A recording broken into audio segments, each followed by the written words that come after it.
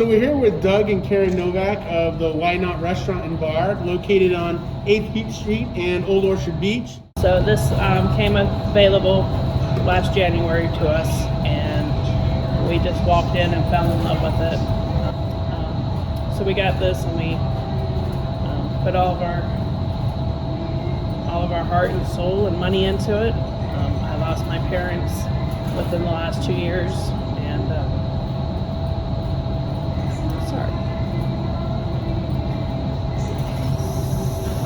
so my foundation was gone. Yeah. And so we had to start new, and I just put everything into this. Our vision here, which we haven't told anybody in the town of Old Orchard. Tyler's a special needs. He had brain cancer. The radiation took out C1, 2, and 3, and it just disintegrated it. He had to go in and get pinned and rod all the way down. Since then, it took out his hearing, his cochlear, had to have a cochlear put in, and then 4 years later, it took his kidney out. Well, our vision here for Why Not is to, some of the proceeds go to Fort to build a special needs adult center for girls and boys. We're from Florida, but I came up here 4 years ago, almost 5 years ago, and fell in love with the state of Maine and knew this was going to be my home. And the services here for Tyler, the schooling, the doctors are phenomenal compared to what we were going through down in Florida with his health. The care here is just unbelievable. So I knew that this is where we needed to be. Well, we were projected to open in April, and we weren't able to because of governor's orders.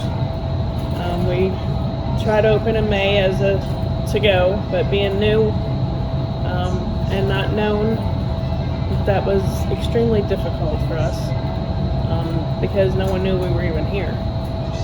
So we had to get creative and advertise with flyers and handouts and word of mouth. And then, so June we were able to, June 1st we thought we were going to open. We had 21 people hired and we were ready to go. And I had them all in here for orientation, and this 5 minutes before my meeting we got the message saying that we couldn't open. There is a pandemic out there, and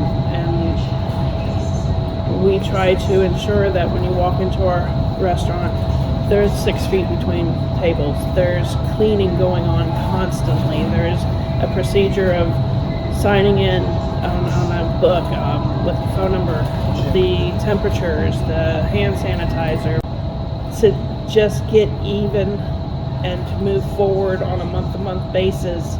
We would probably need between $30,000 to $40,000 just to get us breathing. You know, everything just to get it up. So my whole savings, Doug's savings, my 401, everything was put into it. And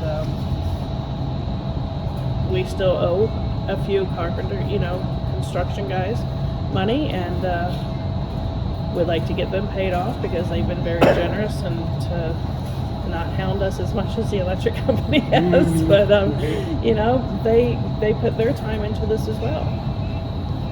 Ultimately, the whole goal of the Tyler House is to have a men's facility and a women's facility where they live 6 to 8 people independently, but have a caregiver, and then a common house where they can cook and clean, cook and do arts and crafts and other activities, and then eventually build a community where Tyler and other young adults and older adults can go to and work, and go maybe an ice cream parlor or a hardware store or a general store or something where they can go and work a couple hours a day and let people come to their community instead of them coming to our community all the time, and be able to live independently. I would also welcome you to come into our restaurant and to try our food. We have 16 items under $9.99. We also serve breakfast on Saturday and Sundays from 8 in the morning all day on Saturday. And if you want to have breakfast at 9 o'clock at night, we're open. And Sunday is from 8 to 2.